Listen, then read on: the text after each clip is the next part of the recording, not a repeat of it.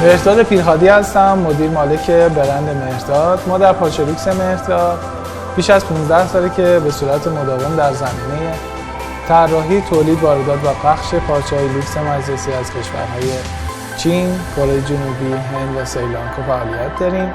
در زمینه فروش حضوری با 3 شعبه در محدوده بازار تهران و به صورت آنلاین از طریق وبسایت دکتر پارچه به وسعت یک ایران به صورت 24 ساعته در خدمت شما عزیزان هستیم.